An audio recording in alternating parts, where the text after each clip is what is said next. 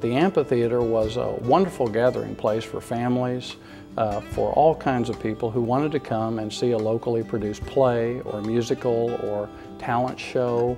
There were sing-alongs, that kind of thing. It was really a center of community life. There wasn't something happening there every day, but there was something happening there many days, particularly around holiday periods and summer periods, of course, since it's outside. It's very unique to Ada. It's really something that we believe is very much worth preserving, has tremendous history in Ada and in Oklahoma, very suitable for a centennial project. As Oklahoma marks its 100th birthday, communities around the state are helping to commemorate the event with special projects. Ada's project is the restoration of the Wintersmith Park Amphitheater, originally built by the Civilian Conservation Corps more than 70 years ago. We were working with Dr. Marvin Croker, who is a past president of the Oklahoma Historical Society, had worked with him on designation of this as on the National Historic Register. And one of the things he had looked at and talked to us about for a few years was the restoration of this facility. When the state of Oklahoma started talking about centennial projects, this is one of the first things we thought about because of the historical significance of this.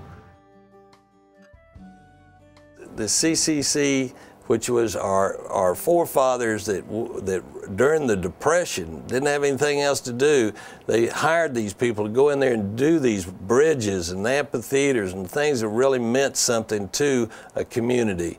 Well, it's deteriorating, so Ada said this is what they would like to do. Wintersmith Park itself has long been known as the crown jewel of Ada, and it's been heavily used and very much enjoyed by people from Ada, as you know, and visitors for decades now. Its luster hasn't worn off, but time has worn away some of its principal elements, most noticeably the amphitheater. The goal of this project, number one, is to protect the amphitheater. It was to the point where it was going to disappear. So our goal is to restore, is to be able to use this facility, not just to restore it and have it sit unused, but to protect it, rebuild it, and then adapt it in a way that it can be used by the community for the future. Because of its unique origins, the entire Wintersmith Park District is listed on the National Register of Historic Places. Out of all the structures in the park, which include the lodge and several stone bridges, the amphitheater is the most unique. It was unique in that the city of Ada, the federal government, and the National Park Service all came together and agreed to put this project together, and that's the first time that ever happened in that program's history. The CCC program was one of the most popular New Deal programs to bring about work relief in the country during the New Deal era. Between October 1933 and November 1934, there were 200 young men stationed here in Ada in a CCC camp. It was fortunate that the National Park Service provided the design plans for the project, and they also provided some oversight, some foremen, and technological help to get this thing completed. The amphitheater itself was built from a ravine which was blasted. There was a lot of blasting that took place, and then grading, of course. But the area itself lent itself to this kind of a sloping, large structure. And the native stone was brought in, and much of it quarried down near Fitztown and brought in, and they constructed the amphitheater totally of the native stone. There was no cement used and there was no metal used. So it's extremely unique, culturally significant, I suppose, because it's an example of Depression-era art, really, and very special because it was built by the CCC members. Our amphitheater is one of the few built by the CCC program throughout the country. One of the most well-known and still utilized very effectively is Red Rocks in Colorado, just outside of Denver. But in Oklahoma, this one is unique. National Park Service was involved. There may be one or two other amphitheaters built in the state in which CCC was involved, probably more likely the WPA. But this one is certainly the most unique one available in our state today. After the Wintersmith Park Amphitheater was completed, it instantly became a gathering place for the people of Ada. In the late 1930s and throughout the 1940s, it served as the site of many community sing-alongs. Traveling musicians would perform concerts there. Local political debates, beauty pageants, and talent shows would take place at the amphitheater. In the next 2 decades, the amphitheater met its perfect match in the Ada Community Theater, which staged a series of very popular plays and musicals there. We feel like it's very important to Ada. Folks that have been around here for a number of years will recall in the 60s, late 50s, early 60s, there were a number of musicals and plays put on here, very popular, and you know, a lot of memories for folks. By restoring the amphitheater, the idea is to revive the cultural activities that were once so popular among local citizens. There will be plays and musicals, public speakings, pageants and contests, sing-alongs, community events during holidays, of course, like the 4th of July, that sort of thing. But from history, we know that the amphitheater was heavily used for a number of years and can hold a lot of people.